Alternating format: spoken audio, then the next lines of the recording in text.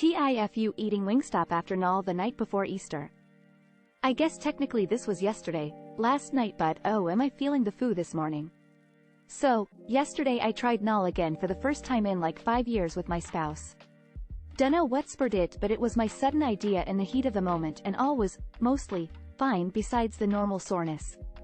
I should mention here that we are having Easter lunch at our home today, so we spent the majority of yesterday cleaning and prepping, and obviously being orny bastards. Naturally, I did not want to cook dinner after all that and thought Wingstop sounded great. And it totally was at that moment. Anyways, I planned to wake up early this morning and start on the cooking. What I did not plan for was waking up at 4 a.m., sweating and sprinting for the toilet. My stomach was making the most awful noises and I was relieved to make it to the toilet until I remembered. This explosive diarrhea I could have handled. I was not prepared for the fiery hell that is now my utthole. I legitimately almost vomited from the unexpected pain. What would have been some normal soreness is now what I would expect childbirth from your SS hole would feel like. It hurts to walk. I want to call my mom and ask her for help preparing the food, but I can't even bring myself to make up an excuse. TLDR. I had spontaneous Null with my spouse yesterday, decided to have Wingstop for dinner, and now can barely walk or sit to prepare Easter lunch for my family and friends. Update. Holy hit, okay, I haven't even read all of the comments yet. I got everyone fed. I wrote this on the toilet this morning and then forgot about it. I was tired and in pain and didn't see an end in sight at that time. Some flushable wipes and time was all I needed. I am currently putting off a visit to a GI specialist due to probable celiac disease, so it wasn't Wingstop's fault. I am simply an idiot. I wanted to address a few things that seem to come up a lot. I am actually a female, but thank you for the concern for my prostate. I do have a bidet attachment, but it scares me. I appreciate the concern for my ex-life. I definitely learned some tips and tricks for next time. My husband and I are planning on reading all of these comments later to laugh. Some of you are comedic ucking geniuses. TIFU having X with my ex. Last week my ex-GF, 20, called and asked if I, 22 meters, was keen to continue sleeping with her. I never expected to hear from her again, let alone see her napped. Our relationship recently came to an end. I tapped out because it became clear to me that the two of us were incompatible. My ex disagreed and thought screaming at me would somehow change my opinion. Considering how upset she was during our breakup, I was surprised when I got the call from her asking for X. She said she had no intention of getting back together. All she wanted was to share a bed with someone who knew her well. Not know what buttons to press to get her off. Not gonna lie, the unexpected ego boost disarmed me. Her closing comment was, scratch out the friends in friends with benefits, but keep the benefits. I was willing to test it out. Last night my ex and I reunited for the first time since the dramatic final episode of our relationship. She followed me to my room and we hooked up. I woke up this morning with one arm cuffed to my bed. My ex was gone. A random note on the pillow said the key for the handcuffs was in the condom under the pillow. I flipped the pillow and discovered the condom. A used condom, but not the condom I used. Different brand, different size, different load. I did what had to be done to get the key out of the condom and unlock the handcuffs. It was like a Fear Factor challenge, but all you get is some dude's nut juice on your fingers. Without wasting time, I disposed of the condom, the key, the cuffs and the pillow before tossing all my sheets in the laundry and scrubbing my hands with disinfectant. I was fuming, but I was prepared to file my experience under Crazy Ex-GF and never communicate with my ex again. However, I soon realized she did more than plant another person's used condom under my pillow. She planted another person's used condom in one of my running shoes as well. The condom actually stuck to the bottom of my foot when I removed my shoe. It was disgusting. I decided to check everything. Shoes, socks, pockets, bags, etc. I managed to find another used condom in the hood of my hoodie. I informed my roommate because I didn't know if my ex was crazy enough to hide used condoms elsewhere in our flat. He advised me to block and delete her phone number and social media, which is what I did. My roommate and I have been searching for used condoms in every corner of 4 flat since we got out of bed. I have so many questions. Are all those condoms from the same person? Does that person know my ex was using Safe X for evil? How did I not see this level of crazy during my relationship? I guess I'll never know. TL. Doctor, I allowed my ex-GF to convince me to sleep with her, and now I'm discovering used condoms that she planted in my room to demonstrate how much she hates me. TIFU by telling someone from the FBI to investigate D's nuts. I work for USPS as a general clerk.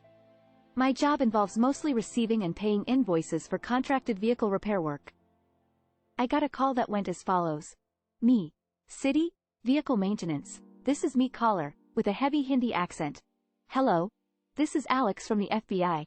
I was wondering. Me. How about you investigate D's nuts? Then I hung up.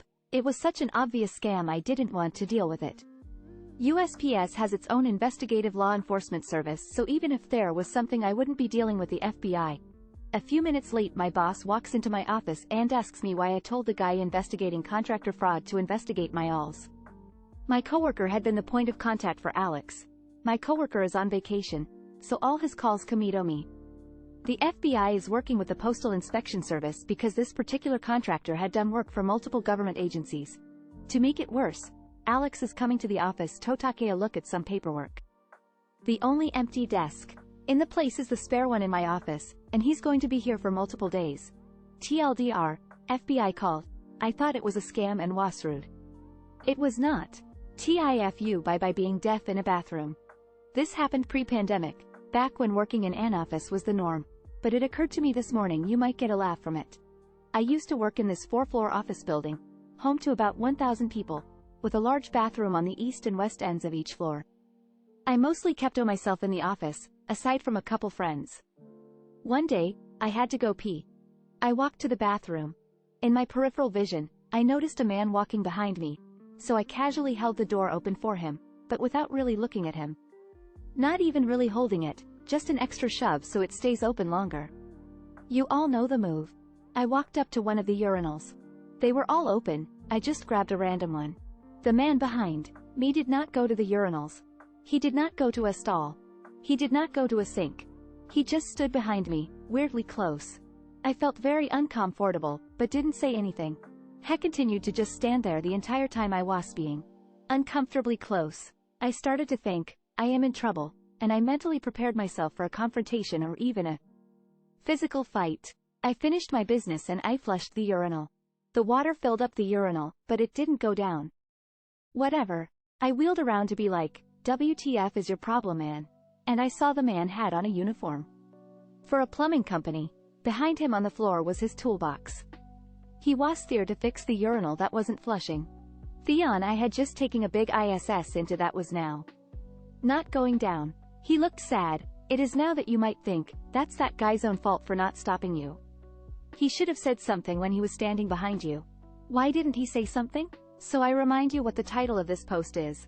In hindsight, I'm pretty sure he said something and I just didn't hear him. TLDR, I peed in a urinal a plumber was in the middle of fixing while standing in front of him, and I didn't hear his protestations because I am 80% deaf in both ears. TIFU trying to watch a romance with my GF only to traumatize us both.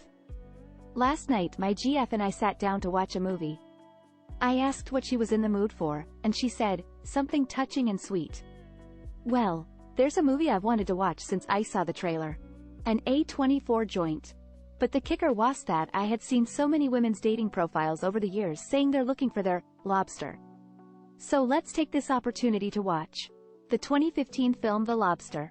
Cut to 2 hours of emotional dystopia, agonizing unsuccessful suicide attempt, a sweet dog kicked to death, a betrayal resulting in surgical blinding, a knife in the eye of another person, and the general sense of helplessness and hopelessness covering everything.